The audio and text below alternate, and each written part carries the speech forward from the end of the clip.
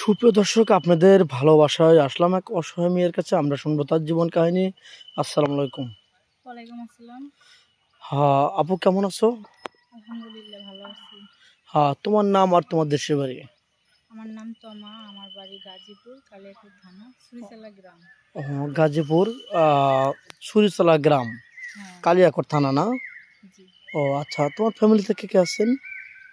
আমার ফ্যামিলিতে আমার সৎ মা আর সৎ ভাই আর আমি আছি। আমাদের দর্শক বন্ধু শুনতে পান, একটু জোরে ভয়েস দেন। নাকি আজকে খাননি? আপনাকে আজকে খাবার খেয়েছেন মনে হয়? হ্যাঁ, খাইছি। তাহলে একটু জোরে ভয়েস দেন, আমাদের দর্শক বন্ধু শুনতে পায় না, অনেকে কানে কম শুনে। তো যাই হোক, আপনি আমাদের ক্যামেরার সামনে কিভাবে আসলেন বা কেন আসলেন? আমি শুনছি আপনাদের মাধ্যমে অনেক অসহায় মেয়েদের বিয়ে শাদী হয়, তারা অনেক সুখে আছে। আমি তো অনেক অসহায় একটা মেয়ে, সেজন্য আমিও আসলাম যে ভালো একটা মনের মানুষ যদি পাই তাহলে সারা জীবন তার সাথে থাকবো, এই জন্য আমি আসলাম। ও আচ্ছা, যাই হোক, আপনি বাবা নাই? না। আগের ভিডিওতে বলা ছিল আপনার বাবা আছে, আপনি বাবা মারা গেছেন নাকি? হ্যাঁ। ঘরে সৎ মা, এখন আপনি সৎ মায়ের কাছে আছেন। জি। এখন ওখানে থাকা কি আপনার কোনো সমস্যা হচ্ছে? সমস্যা তো অবশ্যই, যেহেতু কামাই রোজগার করার মতো কোনো ম্যান নাই। আমার বাবা ছিল আগে, এখন নেই। আর আমার মা, সৎ মা একটু বাসা বাড়িতে কাজ টাজ করে, এটা দিয়ে কোনো রকম চলে। আচ্ছা, আমি বলতে চাচ্ছি যে আপনি যে এখানে আসছেন, আপনার যদি এখান থেকে আমি বিয়ে শাদী দিই, আপনার কোনো আত্মীয় স্বজন, আপনার কোনো গার্জেন বাড়াবে নাকি আমাদের দ্বারাই বিয়ে শাদী করবেন? আপনাদের দ্বারাই বিয়ে শাদী করবো। আত্মীয় স্বজন থাকলে তার প্রতিবেদন আসতে হতো না আমার। ও, ও, তারাই ও। দায়িত্ব নিয়ে আমাকে বিয়ে শাদী দিয়ে দিতেন। আচ্ছা, আপনার বয়স কত বলছিলেন? 24+। 24+। কত বছর বয়স হলে মেচুর হবে? 30, 35, 40, 50? বয়স যেমনই হোক, আমাকে যেন সারা জীবন তার পাশে রাখে। মোটা ভাতে মোটা কাপড়ে করে ডাল ভাত খাওয়াই যেন তার পাশে রাখি, এতটুকুই আমি চাই, আর কিছু চাই না।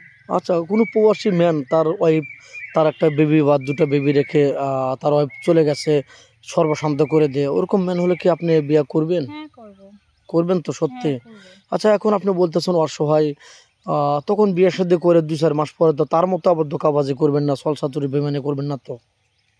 না, আমার কষ্ট করে বড় হয়েছি, কষ্ট জিনিসটা বুঝি, কষ্ট কাউকে দিতে চাই না। সত্যি বলছেন তো? হ্যাঁ, সত্যি বলছি। ও আচ্ছা, যাই হোক, আপনার কি মেচুড ফ্যামিলি ভালো লাগে না সিঙ্গেল ফ্যামিলি ভালো লাগে, মানে যৌথ ফ্যামিলি ভালো লাগে না সিঙ্গেল? যৌথ ফ্যামিলি ভালো লাগে। এমনটা কেন? সবাই মিলেমিশে থাকাটাই আমার কাছে ভালো লাগে।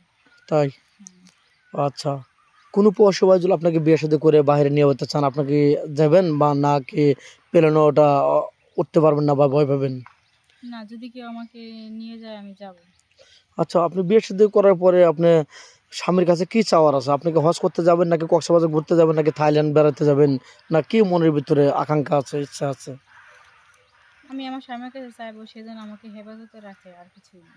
ও আচ্ছা, বিয়ার পরে যদি আপনার স্বামী আপনাকে পর্দা করে চলতে বলে, হিজাব পরে চলতে হবে, বোরকা পরে চলতে হবে, আপনাকে বোরিং ফিল করবেন নাকি আপনি হ্যাপি হবেন, খুশি হবেন? আমি তো ওটাই বললাম, সে আমাকে হেফাজতে রাখবে। হেফাজত মানে তো মানে ওভাবে পর্দা করে চলা হ্যাঁ। নাকি? যাই হোক, 2-3 বছরের নামে আপনাকে বাংলাদেশে রেখে গেলেন আপনার হাজবেন্ড, আপনাকে পরকীয়ায় লিপ্ত হবেন? এরকম কোনো খারাপ বাজে না, এরকম বাজে কাজে করবো লিপ্ত কেন? হবেন না তো? না, না, না। সত্যি বলছেন তো? হ্যাঁ, সত্যি। আচ্ছা, আপনি তো মুসলমান, নামাজ কালাম তো পড়া হয়, হ্যাঁ, আমি কোরআন মুসলমান। শরীফ পড়তে জানেন তো? হ্যাঁ, আমি কোরআন শরীফ পড়তে আমাদের জানি। প্রবাসী ভাই যারা আছে তারা সবাই ভালো, তারা শুধু নামাজি ব্যক্তি খোঁজে। আপনি তো নামাজ কালাম পড়েন, হ্যাঁ। কোরআন শরীফও পড়তে জানেন। জি। আচ্ছা, আপনি পড়াশোনা কতটুকু করেছিলেন যেন?